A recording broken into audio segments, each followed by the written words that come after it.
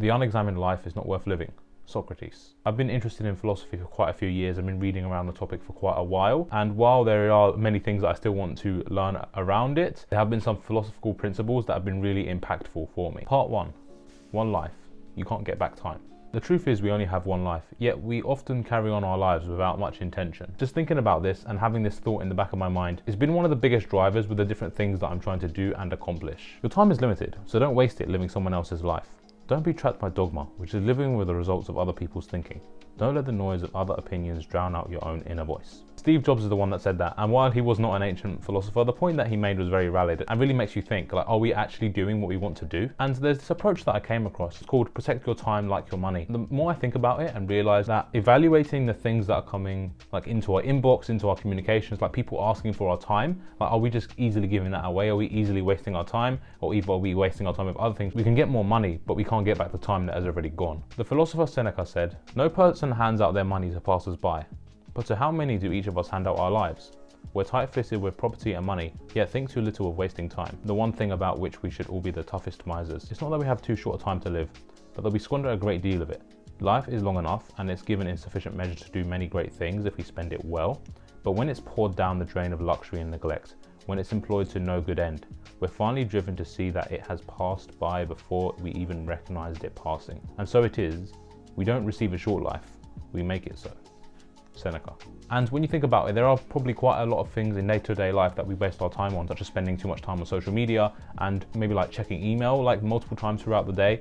And instead we could do things like batching email, like maybe only checking it at one point in the day, or maybe checking it maybe like only once a week or twice a week, really depending on what you do in your life and how you can fit that in. Part 2. Reflect. What is the cause of your current actions? If there's one thing philosophers do, it's to think and ask and seek the answer behind something. Ancient Greek philosopher Socrates argued that the more a person knows, the greater the ability to make choices that will bring true happiness. And he famously said that only true wisdom is in knowing you know nothing. And in his day, he upset so many people by questioning people and asking them the reason behind things or why they felt a certain way, why they were doing something. So let's take an example and try and figure out the cause for something. Let's take an essay, for example. Say we have an essay to do, but we're procrastinating on it, not getting started, not getting it done. You can think, what is the reason behind this?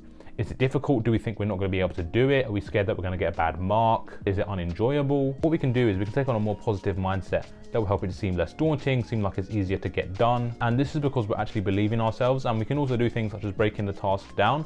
For example, like the essay, instead of saying, okay, I just need to do this essay by a certain date, I can break it down by saying, okay, I need to do the introduction in this certain amount of time. Therefore, making what we need to do much more specific and actionable and easier to approach. Part 3. What's the worst that could happen? Something that's been impactful for me is when something happens and I think that is bad, I'll just take a second to think, is this negatively impacting my life? Does it actually have that big of a significance? And I think looking back, the majority of the times that I've done this, it has been that, oh, this thing has not actually impacted my life in a negative way. Putting things into perspective and thinking, what is the worst that could happen? Like, what situation am I in right now?